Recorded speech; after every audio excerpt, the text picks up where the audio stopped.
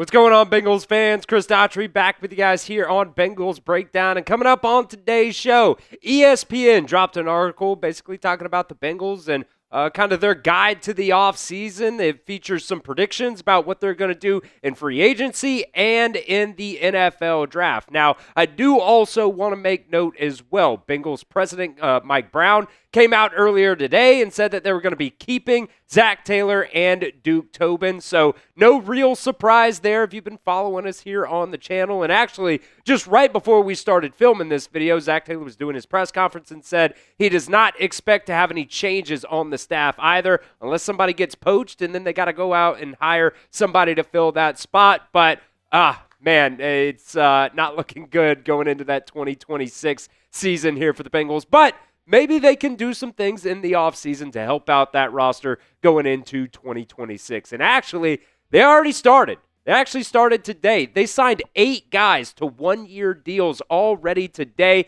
Now, every single one of these guys were going to be free agents after the season. P.J. Jules, Mitchell Tinsley, Shaka Heyward, Giles-Harris, Isaiah Foskey, Cam Grandy, Bralyn Lux. By the way, Bralyn Lux and Howard Cross III were signed to reserve contracts, so that those guys are most likely going to come back to the practice squad next year. And for the most part, I kind of think some of those other guys are really going to play, big roles here on special teams next year.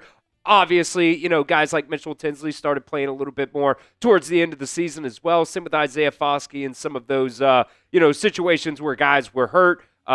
He filled in a little bit towards the end of the season as well. But like I said, they already got started signing 8 guys to one-year contracts.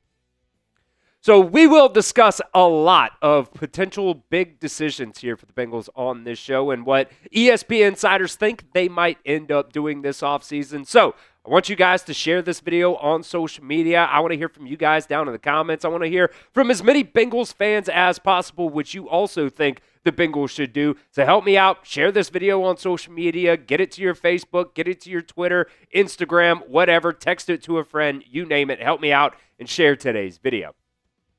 Now let's go ahead and get into the offseason plan here from ESPN for the Bengals. Starting with their top priority, ESPN is saying they need to add juice to the pass rushing unit. And we'll talk about Trey Hendrickson. We'll talk about Joseph Ossai and some of those other guys as well on this Bengals roster as of right now. This is what ESPN said about adding the juice to the pass rushing unit. Saying Cincinnati's young pass rushers showed promise at the end of the season, but they were 30th in pass rush win rate and 26th in team sacks through Week 16, recreating the magic of 2021 when Cincinnati added Larry Ogunjobi as an interior pass rusher could be critical to improving the defense. Now, there are 3 guys that are going to be free agents for the Bengals after this season. You have Trey Hendrickson, Joseph Ossai, and Cam Sample as well. Now, I did also want to add Spotrac had their average annual value on there as well, so I went ahead and threw that on the graphic just so you could kind of see what the market value is for these guys, according to Spotrac anyway. It's, rough estimates there. Now, Trey Hendrickson, they had his average annual market value sitting there at $25.5 million, but the Bengals do technically have the franchise tag that they could use on him, which I believe was going to be about $35 million, so I would assume they're probably going to walk away from that contract there from Trey Hendrickson and let him go to free agency. Joseph Ossai, $15.2 million. I'll be completely honest, that's about the very, very highest that I would pay Joseph Ossai on a per-year basis. Now, if you could get Cam Sample for, the minimum, I think that could be a good addition just to the back half of your edge rusher unit as well. This is what Jeremy Fowler said about Trey Hendrickson, what the future might be like here for the Bengals pass rusher, saying the relationship has run its course.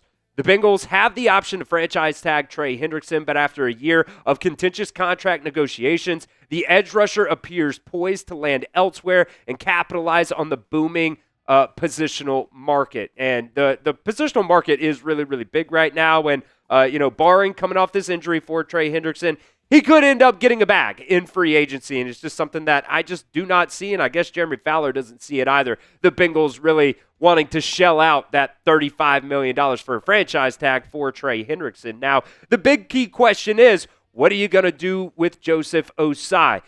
I was a little bit rough on Joseph Ossai at the beginning of the year. He kind of started to get going a little bit more towards the back half of the season, but unfortunately he ended up, missing the last 3 games of the season as well. He needed one more sack to actually get a $250,000 incentive bonus there, but you're looking somewhere around, I think, from the 11 to 15,000, or excuse me, $15 million a year here for Joseph Ossai.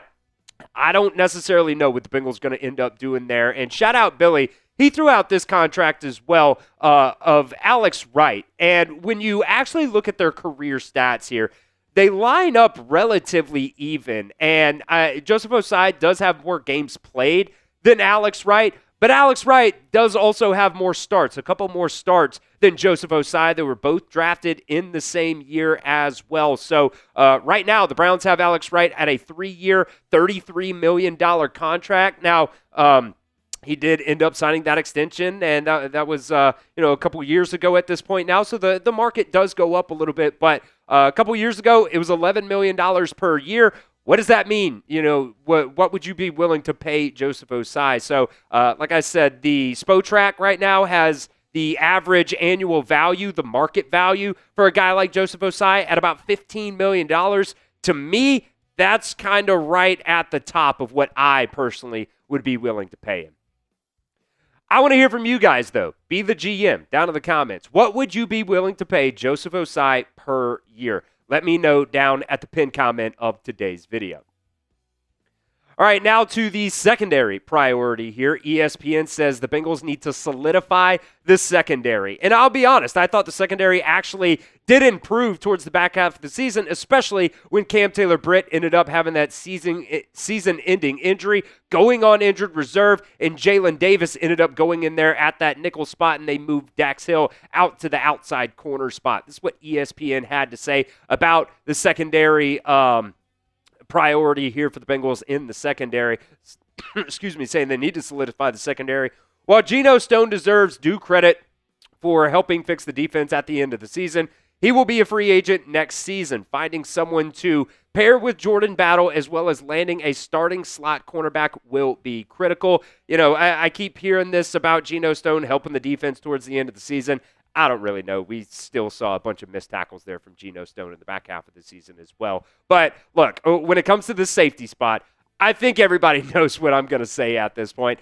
You got to draft Caleb Downs. I do not care what the draft value is and what the NFL normally prioritizes about that safety spot. Caleb Downs, in my opinion, helps this Bengals defense just in general. I get it. The edge rusher spot is going to be a big need. The defensive tackle spot is going to be a big need in the offseason as well. But, man, I think he definitely can be back there and, be a quarterback of this Bengals defense. And I think he could just help them a lot going into next season. And I do want to mention this as well. They talked about they need to land a starting slot corner as well. I wonder, did the Bengals see enough this year to stick with a guy like Jalen Davis starting in that slot corner spot? I thought he played pretty well, to be honest with you guys. And, he would be a cheap option going into next season as well. And the Bengals do love being cheap. So I wonder if they stick with him or do they, try to find him back on the practice squad or maybe keep him on the 53-man roster, but find a starter there for that nickel spot. And that's going to be another big question that I think the Bengals are going to have to answer this offseason. All right, we'll come back with some more, draft outlook here in just a second and also a major prediction from ESPN. But first, this episode is brought to you by Prize Picks. Whether you're starting a new routine or making player picks for the first time, trying something new can be hard, but in life and on Prize Picks, it always feels good to be right. With high-pressure playoff matchups every weekend and elite hoops action almost every single night, the action never stops, and Prize Picks lets you take control. You can find your community on Prize Picks with a new social feeds feature.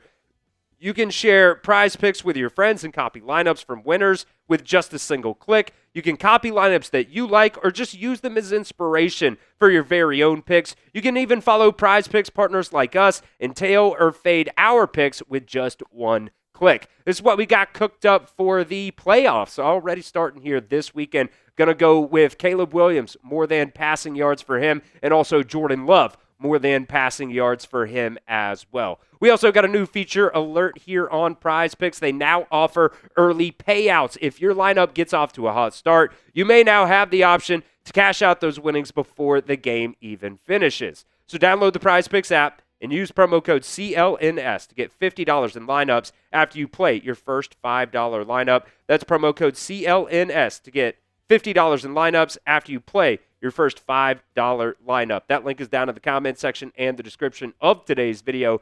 Prize Picks. It's good to be right.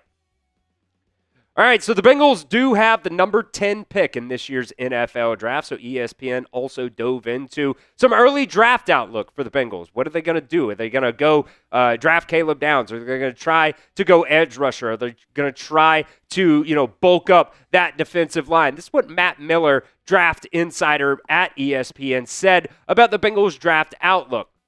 Said the likely loss of Hendrickson, coupled with the lack of impact so far from the first round picks, Shamar Stewart and Myles Murphy, should point the Bengals towards edge rusher in round 1. That matches the strength of this draft class, where David Bailey from Texas Tech, Keldrick Falk from Auburn could be realistic options. If Shamar Stewart and Myles Murphy are seen as capable of replacing Hendrickson, a space-eating defensive tackle like Caleb Banks out of Florida would improve the defensive line in a hurry. Now, I do love a guy like David Bailey, and if the Bengals ended up going down that route, I wouldn't really be mad about it at all. A guy with production in college, that's something that you would really love to have here. Now, I will say this as well, talking about edge rusher, you're trying to replace a guy, like Trey Hendrickson or a Joseph Ossai.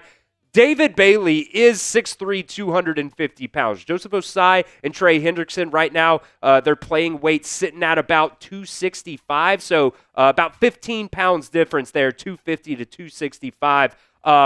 He might be a little bit small for what the Bengals want to do at that edge rusher spot, but I do love what he did for Texas Tech this year. And what's crazy is David Bailey pretty much put up the same numbers this year for Texas Tech that Keldrick Falk has done in 3 years at Auburn. And he's been getting a lot of buzz. Maybe there's, you can make the case that Auburn hasn't necessarily used Keldrick Falk in the best ways out there. He is a little bit bigger, 6'6", 285, so that kind of fits that bill as well as a little bit of a bigger edge rusher that can help you stop the run as well. But I'll be completely honest, I wasn't too impressed with Keldrick Falk this year, but he is up there in terms of first-round potential. Now, they also listed Caleb Banks out of Florida as a potential option for the Bengals to go along the defensive line, and unfortunate for Caleb Banks, he actually injured his foot during fall camp, ended up missing the first 2 games of the season there for Florida.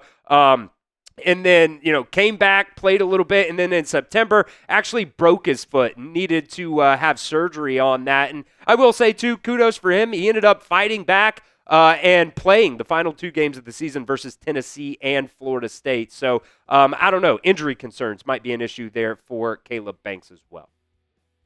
So, if you're the Bengals and you have these 3 guys that ESPN listed, pick one to draft. Let me know what you guys think down in the comments. Type D if you would draft David Bailey with that number 10 pick, K for Keldrick Falk, or type C if you would draft Caleb Banks with that number 10 pick. All right, the last thing that ESPN did in their article was they made some pretty big offseason predictions here, specifically in free agency. This is what Aaron Schatz of ESPN, this was what his prediction was for what the Bengals might end up doing this offseason. Saying the Bengals will sign more than one edge rusher, such as Joey Bosa, listed a couple other guys there as well. As mentioned above, the Bengals will have to attack the edge rusher free agent class with volume. Now, ESPN did also note that the Bengals have a ton of cap space to work with here. Now, will they end up using all the cap space? I don't necessarily know. Probably not. It's just kind of how the Bengals end up going there. But look, the estimated cap space, around $60 million. They can do some things this offseason to help improve this team, as well as having the number 10 pick in this year's NFL draft.